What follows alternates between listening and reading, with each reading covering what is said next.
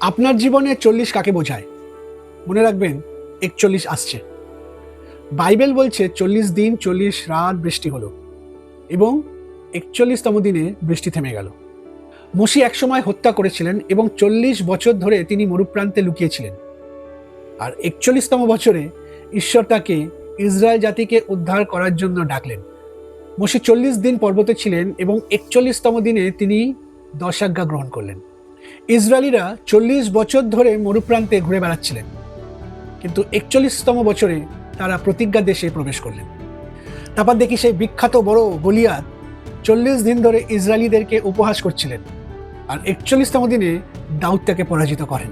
জোনা 40 দিন ধরে নিনবী নগরে অনুতাপের বার্তা প্রচার করছিলেন, আর 41তম দিনে ঈশ্বর তার ধ্বংস করার পরিকল্পনা ফিরিয়ে নিলেন। পুনরুত্থানের পরে 40 দিন ধরে যিশু তার শিষ্যদের কাছে প্রকাশিত হয়েছিলেন। 41তম দিনে তিনি আরোহণ করলেন। যিশু 40 দিন উপবাস করেছিলেন এবং প্রলোভনের সম্মুখীন হয়েছিলেন। 41তম দিনে শয়তান তাকে ছেড়ে পালিয়ে যায়।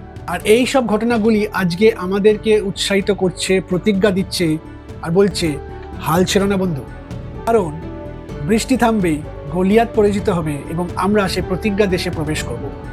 যে প্রতিজ্ঞা দেশ প্রভু আমাদের জন্য স্বর্গের রাজ্যে তৈরি করে রেখেছেন, অনন্তকালীন জীবন। আর এই জন্য 40-এ গিয়ে থেমে যাবেন না, হতাশ হবেন না, কারণ 41 আসছে।